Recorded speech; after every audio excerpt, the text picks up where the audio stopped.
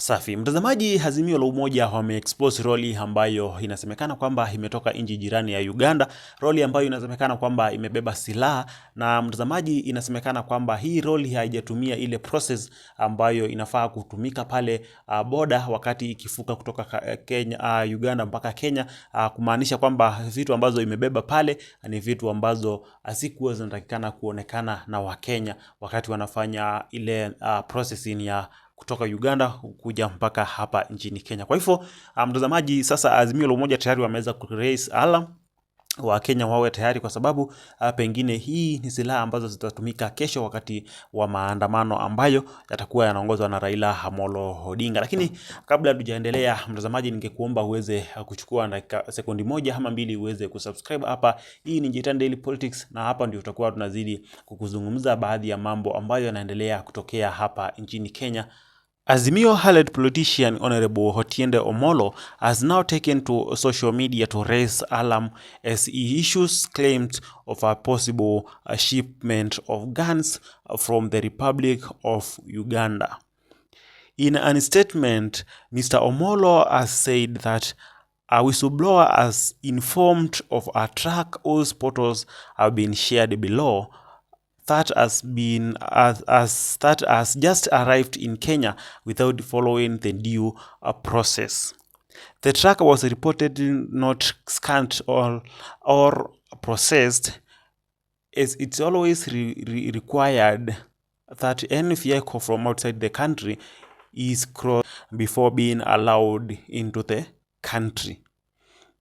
Naona mtazamaji, hii truck inasemekana kwamba imetoka nchi jirani ya Uganda, na ilipofika pale boda, badala ya kuweza kufanywa ile process kama kawaida ama kuweza kufanywa ile ambayo inaitwa scan, ile kuwa scan ndio ijulikane kama kuna pengine ni vitu gani ambazo zimebebwa pale ndani, imekataa kuweza kufanywa scanning, lakini pia imekataa kuweza kufanywa processing vile ambavyo huwa inafanywa pale. Na hivyo inamaanisha kabisa kwamba vitu ambazo zilikuwa zinabebwa pale ni vitu ambazo hawakuwa wanataka Wakenya waweze kuziona na wakuzijua, kwa sababu kama walikuwa wamebeba silaha, basi hawakuwa wanataka zionekane, kwa sababu bila shaka huenda ni silaha ambazo zitatumika kesho wakati wa maandamano kuweza kuwadhuru Wakenya ambao watakuwa wanafanya maandamano ya amani. Mtazamaji, reports indicates that the truck is suspected to be carrying weapons, particularly firearms.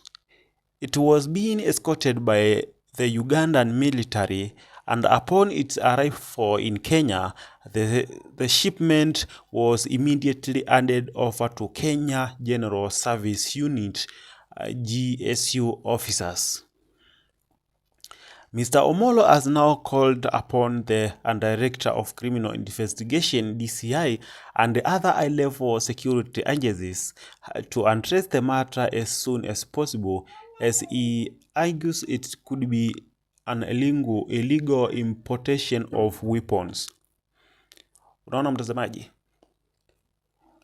Mr.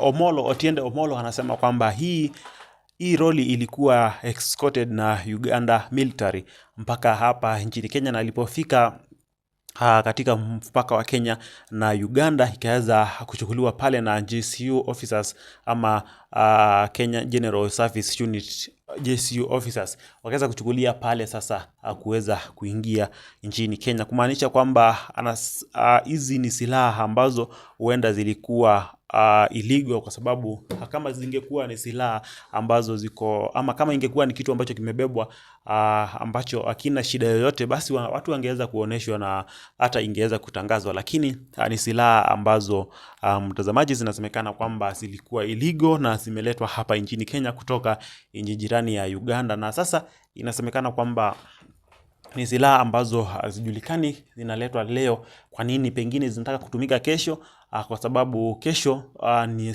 siku ya maandamano. Kesho Wednesday, Thursday pamoja na Friday ni maandamano. Of course hatujui kama ni silaha ambazo serikali yake Zakayo wanataka kuzitumia kesho kuweza kuwaumiza Wakenya ambao watakuwa wanafanya maandamano ya amani hapa nchini Kenya, lakini sijui kama kuna haja ya kuweza kutumia firearms wakati wa maandamano, kwa sababu nimekuwa nikikueleza kwamba maandamano yamekuwa yakifanyika, maandamano ya amani sana, kabla maafisa wa polisi hawajaanza kuleta furugu. Kwa hivyo naamini kwamba maafisa wa polisi wakianza kuleta furugu tu ndio mambo huwa yanaharibika, na watu wanaanza kurushiwa tear gas, watu wanaanza kuzuiwa kuenda mahali fulani, alafu maafisa wa polisi sasa wanaanza kurushiwa mawe na watu. Kwa hivyo naamini kwamba kama maafisa wa polisi pia nao wangeweza kufanya utaratibu ambao unatakikana, kama ni watu ambao wanafanya maandamano hakikishe tu watu hawajaingia kwa maduka za watu kuweza kupora, lakini wasitumie silaha yoyote, wasitumie tear gas, wasitumie bunduki, wasitumie chochote, kwa sababu wasipofanya hivyo bila shaka utaona maandamano ya amani ambayo hujawahi shuhudiwa, kwa sababu Wakenya, sidhani kama kuna Mkenya ambaye anaweza akafanya maandamano ya furugu. Na hata kama kuna wakora ambao wako ndani, kwa sababu wote hawawezi kuwa wazuri, kuna wale wakora 1, 2, 3. Hata kama kuna wakora, basi wakiona watu wengine hawana furugu, basi bila shaka nao wataongopa na watafanya chochote. Lakini pia watu wenye wako na duka wafunge duka tu, kwa sababu ukifungua duka wakati wa maandamano unamaanisha kwamba utakuwa ama ukiibiwa hauna shida, kwa sababu kwa nini unafungua duka wakati tunaenda kuandamana? Si wewe ufunge pia uende tuandamane, kwa sababu nani anakuandamania? Wewe unafunga duka unabaki, ama wewe unafunga duka na unafungua duka unataka sisi watu wengine waende waandamane kwa ajili yako? Wewe pia ufunga duka yako, ingia kwa skodi ya maandamano, ama kama utaki maandamano enda ukaa nyumbani, kwa sababu ukifungua duka itakuwa unaoneshana kama ni dharau, kwa sababu watu wa Kenya wengine wanazidi kukutetea wewe unafungua duka, ni kama unawaonesha kwamba kitu ambacho wanakifanya ni cha utoto kabisa. Kwa hivyo watu wa duka wafunge duka, maafisa wa polisi wasitumie risasi, Wakenya wafanye maandamano ya amani kesho bila furugu yoyote, na naamini kwamba inawezekana. Maafisa wa polisi tu wakiamua hawatumii nguvu kwa maandamano, naamini kwamba maandamano itawezekana. Na Profesa Kithure Kindiki alisema kwamba maandamano yanaruhusiwa na katiba kutoka asubuhi saa 12 mpaka usiku saa 12. Kwa hivyo sidhani kwamba kuna shida yoyote maafisa wa polisi kuachilia watu wafanye maandamano bila furugu yoyote, bila kuweza kuwachokoza. Naamini kwamba wanaweza wakafanya maandamano tu ya amani bila kuweza kutokea furugu yoyote. Lakini of course ni maoni yangu, naamini kwamba ama tunaomba kwamba hiyo roli ambayo imeingia hapa nchini Kenya haijabeba silaha ambazo zinaweza kudhuru Wakenya wenzetu. Naamini kwamba maafisa wetu wa polisi ni watu ambao watatumia ama hawatatumia nguvu kabisa kesho, na pia tunawaomba kabisa kama wanaweza wakasikia hii video kesho, mjiunge nasi pia tuweze kutetea uchumi wa Kenya, na pia tuweze kutetea bei ya unga ikienda chini. Bila shaka pia na nyinyi maafisa wa polisi mtakuwa mnanunua unga bei ya chini, na mtasave pesa zenu ambazo mnazipata. Kama unapata 50,000 ukitumia 10,000 na chakula, utakuwa unapata 1000 yako 40 pale umeweza kuisave kwa wiki. Lakini ukikataza Wakenya kufanya maandamano, hautakuwa unanunua unga, unabaki bila chochote.